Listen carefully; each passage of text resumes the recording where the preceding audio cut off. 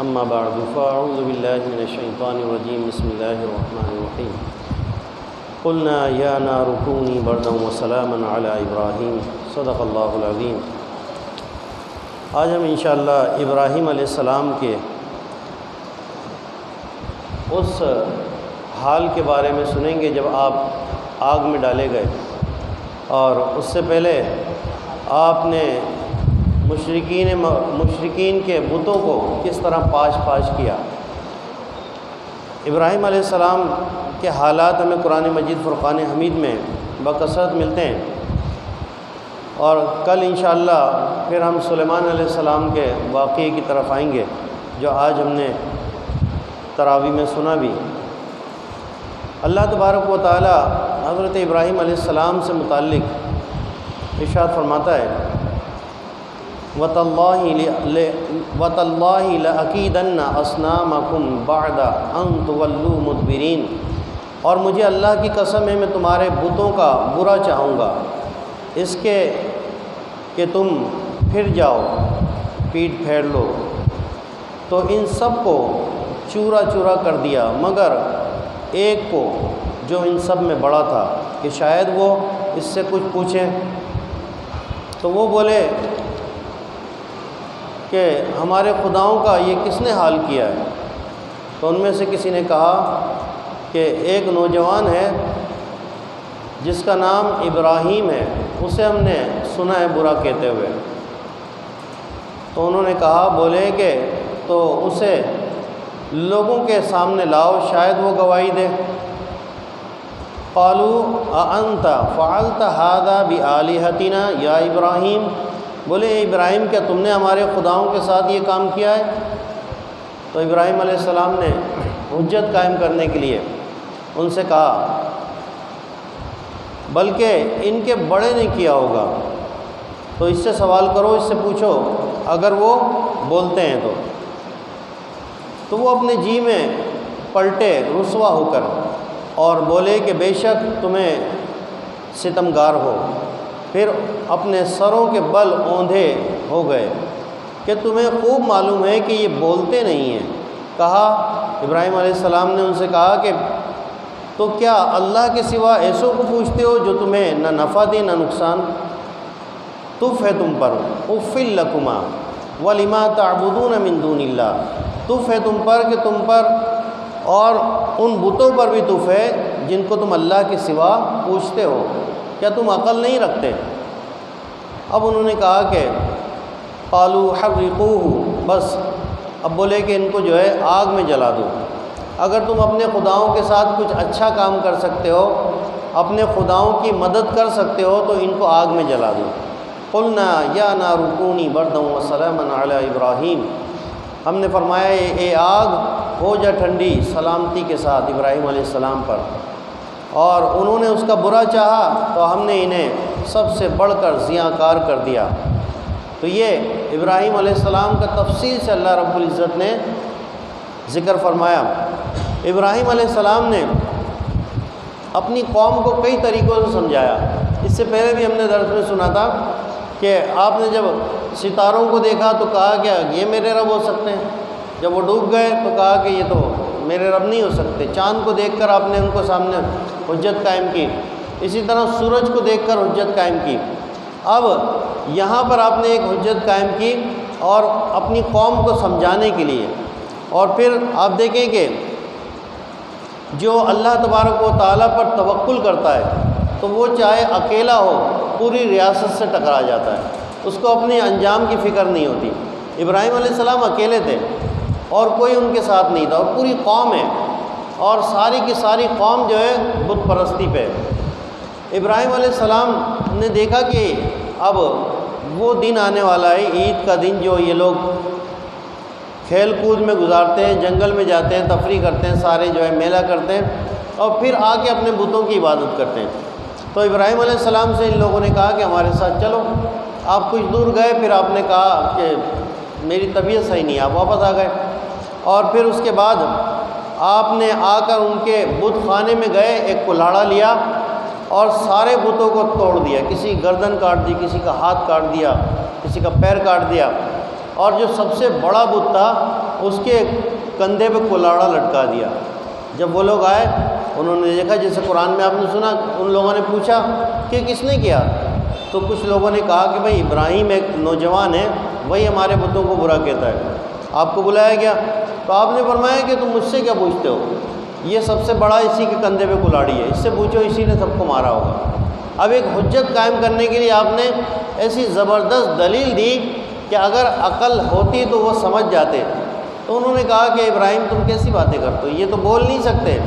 تو پھر آپ نے کہا کہ طوف ہے تم پر اور تمہارے بتوں پر کہ تم اس کی عبادت کرتے ہو، اس کو پوچھتے ہو جو بول بھی نہیں سکتے، تمہیں نفع نقصان بھی نہیں دے سکتے۔ اب جب یہ لوگ لاجواب ہو گئے، اب یہ زبانی جو بات چیت ہوئی اس میں وہ لوگ لاجواب ہو گئے۔ اب جب لاجواب ہو گئے تو کفر کا ہمیشہ سے یہی دستور ہے کہ جب وہ لاجواب ہو جاتے ہیں تو پھر وہ اپنے اونچے کنڈوں پہ آ جاتے ہیں۔ پھر انہوں نے کہا کہ بھائی اب ان کو جو ہے زبانی تو ہم بات نہیں کر سکتے، ان کو ایسا کرو آگ میں ڈال دو، اپنے خداؤں کی مدد کرو۔ ان کی بھی عقل عجیب کہ اپنے خداؤں کی مدد کرو اگر تم کچھ کر سکتے ہو۔ قرآن فرما رہا ہے کہ انہوں نے کہا کہ اگر تم کچھ کر سکتے ہو اپنے خداؤں کی مدد کرو اور ان کو آگ میں ڈال دو۔ تو ان کے خدا ایسے تھے کہ جو ان سے مدد لیتے تھے، اور ہمارا خدا وہ ہے جو ہماری مدد کرتا ہے اور ہر موقع پہ مدد کرتا ہے۔ اچھا بعض لوگ جو ہے وہ لفظ خدا پہ بڑا ان کو اعتراض ہوتا ہے۔ اب آہستہ آہستہ جو ہے یہ دیکھا جا رہا ہے کہ خدا حافظ کہتے ہوئے لوگ کترا رہے ہیں، اللہ حافظ کہتے ہیں، بولتے ہیں بھائی خدا نہیں بولنا چاہیے، خدا تو جو ہے وہ بت ہوتے تھے۔ خدا فارسی کا لفظ ہے اور یہ اللہ تعالیٰ کے لیے بہت عرصے سے بولا جا رہا ہے، ایسا نہیں کہ اس میں کوئی برائی ہے۔ خدا فارسی کا لفظ ہے اور اس کے معنی یہ بنتے ہیں کہ جو خود سے ہو، یعنی جو ہمیشہ ہو، ہمیشہ رہے۔ تو اس میں کوئی برائی نہیں ہے اگر کسی کو خدا حافظ کہہ دیا جائے، اس میں کوئی مذائقہ نہیں ہے۔ تو اگر ہندو یا دوسرے لوگ جو ہے اپنے باطل معبودوں کو خدا کہتے تھے تو ہم اگر کہہ دیں خدا تو اس میں کوئی حرج نہیں ہے۔ ہم تو اس کو خدا کہتے ہیں کہ جو ہمیشہ سے ہے اور ہمیشہ رہے گا، جو خود سے ہے اور اسی نے سب کو پیدا کیا، زمین و آسمان بنائے، انسان بنائے، یہ سب تخلیق اسی کی ہے۔ تو کیا ہوا کہ انہوں نے کہا کہ اب جو ہے ان کو آگ میں ڈال دو، آگ میں ڈال دیا گیا۔ اب آگ میں کتنے عرصے رہے؟ بعض روایت میں ہے کہ آپ جو ہے 7 دن رہے، کہیں لکھا ہے کہ آپ جو ہے 40 دن بھی رہے، کہیں 50 دن، تو اتنے عرصے آپ آگ میں رہے۔ لیکن جب آگ میں گئے تو وہ آگ کیسی ہو گئی؟ اللہ تعالیٰ نے اس کو ایسا ٹھنڈا کر دیا کہ سلامتی والی ٹھنڈی ہو گئی۔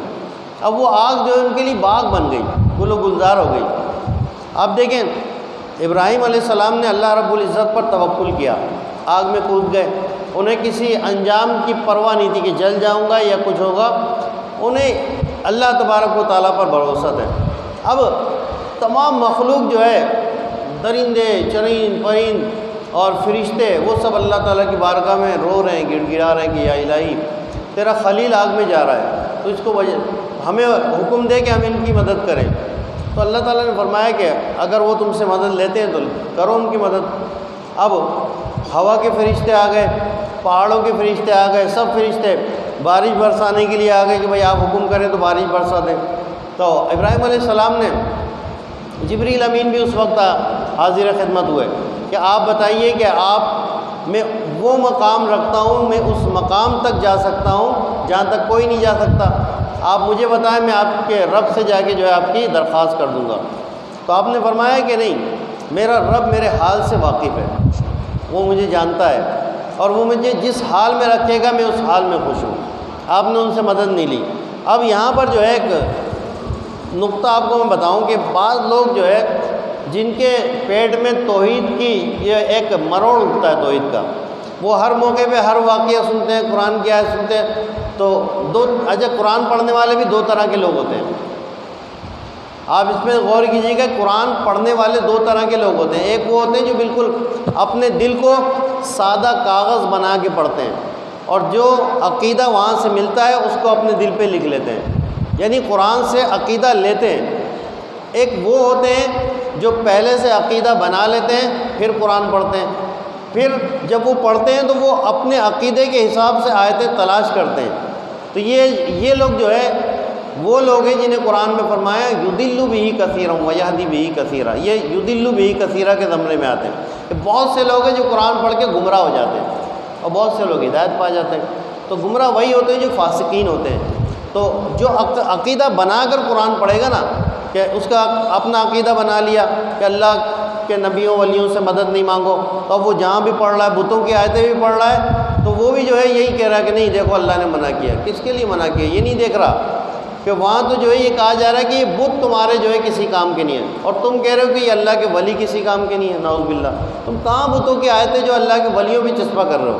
کتنی کم عقلی ہے اور کم علمی ہے کہ قرآن جو ہے باطل معبودوں کے بارے میں بتا رہا ہے، بت پرستوں کے بارے میں۔ جیسے اس آیت میں بھی ہے کہ آپ نے فرمایا کہ تم عقل نہیں رکھتے، جو تمہیں نفع نقصان نہیں دے سکتے تم اسے اپنا معبود بناتے ہو۔ تو یہ جو وہابی دیوبندی ہوتے ہیں نا، یہ اس کو چسپا کرتے ہیں، کہتے ہیں کہ دیکھو اللہ تعالیٰ فرما رہا ہے کہ یہ اولیاء اللہ تمہارے نفع نقصان کے مالک نہیں ہیں۔ یہاں کہاں اولیاء اللہ کا ذکر ہے؟ یہاں تو بتوں کا ذکر ہے۔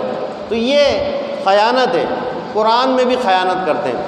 تو اب میں آپ سے یہ بتا رہا تھا کہ وہاں پر اس موقع پہ سارے ملائکہ بھی آ گئے آپ کے لیے، تو آپ نے فرمایا کہ بھائی اللہ میرے حال سے واقف ہے۔ یہ ابراہیم علیہ السلام کی شان تھی۔ ابراہیم علیہ السلام کا مرتبہ جو ہے وہ جبریل امین سے کم نہیں ہے، ان سے بہت بلند ہے۔ اب ان سے کیا مدد مانگیں گے؟ اپنے خادم سے کوئی کیا مدد مانگے گا؟ وہ تو دیکھ رہا ہے کہ اللہ رب العزت مجھے خود دیکھ رہا ہے۔ تو انہوں نے جو ہے ان لوگوں نے یہ چسپا کر دیا کہ دیکھیں ابراہیم علیہ السلام نے مدد نہیں مانگی نا، غیر اللہ سے مدد مانگنا شرک ہے، اگر شرک نہیں ہوتا تو آپ مدد مانگ لیتے۔ ان نالائقوں کو یہ نہیں پتہ چل رہا کہ اللہ کے خلیل ابراہیم علیہ السلام ہیں اور جبریل امین ملائکہ کے سردار ہیں۔ جبریل امین ملائکہ کے سردار ان کے پاس آ کے کہہ رہے ہیں کہ مجھ سے جو ہے نا آپ مدد مانگ لو، شرک کر لو، کہ شرک کی تعلیم دے رہے ہیں۔ ان کو نہیں پتہ، تمام انبیاء کے پاس وہ آئے، وہی لے کر آئے، ان کو یہ نہیں پتہ کہ شرک کیا ہوتا ہے اور توحید کیا ہوتی ہے۔ وہ غیر اللہ سے مدد مانگنے کی تعلیم دے رہے ہیں، نعوذ باللہ۔ تو یہ ایک جو ہے ایک ذہن میں فطور لوگوں کے آتا ہے۔ تو ابراہیم علیہ السلام نے جو ہے مدد ان سے نہیں لی، اللہ تبارک و تعالیٰ پر توکل کیا۔ اللہ رب العزت نے ان سے سب سے یہ کہہ دیا تھا کہ دیکھ لو اگر تم سے مدد لے لیں تو کر دو مدد، لیکن یہ جو ہے تمہارے بالکل تم سے مدد نہیں لیں گے، یہ صرف میری طرف ہی توجہ رکھیں گے۔ پھر اللہ تعالیٰ نے ان کی جو ہے وہ آگ کو گلزار بنا دیا۔ جب وہ باہر نکلے تو نمرود کی پوری قوم جو ہے وہ ششدر رہ گئی، حیران رہ گئی کہ اتنے دن میں بھی بندہ زندہ سلامت آگ سے باہر نکلے۔ اب وہ کچھ بھی نہیں بگاڑ سکتے۔ آج بھی جو ہے اگر کوئی اللہ تبارک و تعالیٰ پر توکل کرتا ہے، اس کا عقیدہ صحیح ہوتا ہے، تو آج بھی یہ آگ گلے گلزار بن جاتی ہے۔ گزشتہ کچھ سالوں پہلے لاڑکانہ کے قریب ایک گاؤں میں ایک شخص تھے محمد پناہ ٹونانی، بلکہ ہیں ابھی بھی حیات ہیں، محمد پناہ ٹونانی۔ وہ کھیتی باڑی کرتے تھے، کسان تھے، بالکل ان پڑھ، ان کو کچھ بھی نہیں پڑھنا آتا۔ اب ایک شخص جو ہے ان کے پاس آیا، بحث کرنے لگا کہ بھائی حضور حاضر و ناظر نہیں ہے، آپ جو ہے آپ کو علم غیب نہیں ہے، اس طرح کی جو آج کل لوگ کرتے ہیں۔ تو انہوں نے کہا کہ بھائی دیکھو میں عالم نہیں ہوں، میں آپ سے مناظرہ نہیں کر سکتا ہے، میں آپ سے جو ہے یہ کر سکتا ہوں کہ آگ جلا لو، ہم دونوں کود جاتے ہیں آگ میں، جو سچا ہوگا وہ صحیح سلامت نکل آئے گا۔ اور یہ خبر جو ہے قومی اخبار میں چھپی تھی، میرے پاس اس کی کٹنگ کافی دن تک رکھی رہی، اور ایسی مطلب فرنٹ پیج پہ یہ خبر آئی تھی۔ یہ جو ہے انہوں نے کہا کہ اس طرح کر سکتا ہوں میں بحث نہیں کر سکتا۔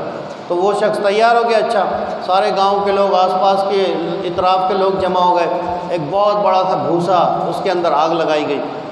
اب دونوں جو ہے اس میں کود گئے، محمد پناہ ٹونانی بھی کود گئے اور وہ بدبخت بھی کود گیا جو حضور پہ اعتراض کر رہا تھا۔ اب وہ تو فوراً ہی جیسے ہی گیا اسی وقت جو ہے وہ باہر نکلا اور پورا جسم اس کا جو ہے جھلس گیا، کپڑے جل گئے، اس کے جسم پہ آگ لگی ہوئی تھی، چیختا چلاتا وہ باہر نکل گیا۔ اب یہ باہر نہیں نکلے، لوگ بول رہے ہیں کہ یار یہ باہر نہیں نکلے، شاید ان کا تو بالکل ہی جو ہے خاتمہ ہو گیا ہوگا، یعنی یہ تو بالکل ختم ہو گئے ہوں گے، اتنی دیر ہو گئی، یہ تو فوراً ہی نکل آیا تو اس کا یہ حال ہے۔ ہاسپٹل میں لے گئے، پورا جسم اس کا جھلس گیا تھا۔ اب تھوڑی دیر گزری کہ وہ باہر نکلے، اور ایسے نکلے کہ ان کے کپڑے بھی نہیں جلے تھے، بالکل فریش، اور باہر نکلے، انہوں نے پوچھا کہ وہ کہاں گیا، بتایا بھائی وہ تو جل گیا۔ وہ پھر دوبارہ آگ میں کود گئے، اب پھر باہر نکلے، اور پھر لوگوں نے پوچھا کہ بھائی آپ دوبارہ کیوں کودے؟ کہہ رہے ہیں اتنا زبردست باغ تھا کہ وہاں سے نکلنے کا میرا جی نہیں چاہ رہا تھا، ایسا باغ کہ میں نے زندگی میں کبھی ایسا نہیں دیکھا، اس کی ٹھنڈک، اس کی جو ہے وہاں پر جو خوشبوئیں تھیں، اتنا لطف آ رہا تھا مجھے کہ میں باہر نکلا، مجھے مزہ نہیں آیا، پھر دوبارہ چلا گیا میں۔ تو آپ دیکھیں اس دور میں بھی اگر نبی پاک صلی اللہ علیہ وسلم کے سچے عاشق کسی سے مباہلہ کر لیں تو وہ اس دور میں بھی جو ہے جیت جاتے ہیں۔ اور بالکل ہمارا مسلک جو اہل سنت ہے، بریلوی مسلک، وہ حق پر ہے۔